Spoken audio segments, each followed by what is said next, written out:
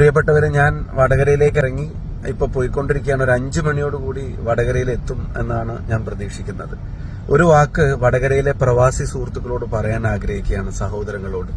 നിങ്ങളുടെ ഉറ്റവരെ, ഉടയവരെ, ബന്ധുക്കളെ, അയൽവാസികളെ, സുഹൃത്തുക്കളെ, കുടുംബാംഗങ്ങളെ, നാട്ടിലുള്ളവരൊക്കെ ഞാൻ ഈ ദിവസങ്ങളിൽ ഞാൻ നേരിട്ട് കാണാൻ ശ്രമിക്കും. ജീവിതത്തിന്റെ രണ്ടറ്റം കൂട്ടിമുട്ടിക്കുന്നതിന് വേണ്ടി കഠിനാധ്വാനം ചെയ്യാൻ വേണ്ടിയാണ് നിങ്ങൾ പ്രവാസ ലോകത്ത് എത്തിയിട്ടുള്ളത്.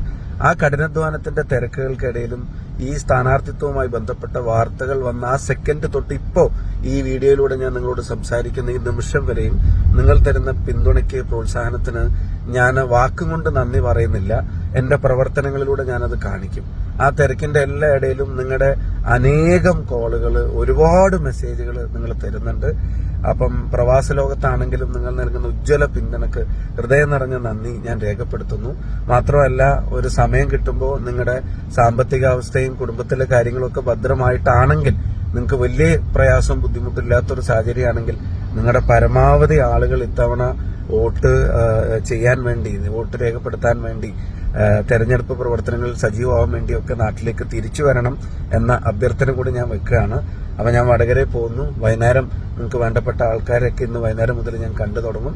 അധികം വൈകാതെ നമുക്കും നേരിട്ട് കാണാൻ ഇടവരട്ടെ. നിങ്ങളുടെ എല്ലാവരുടെയും പിന്തുണ ഉണ്ടാവണമെന്ന് ഒരിക്കൽ കൂടി എല്ലാവരോടും സ്നേഹത്തോടെ പ്രവാസ ലോകത്തെ പ്രിയപ്പെട്ട എല്ലാ സഹോദരങ്ങളോടും അഭ്യർത്ഥിക്കുന്നു.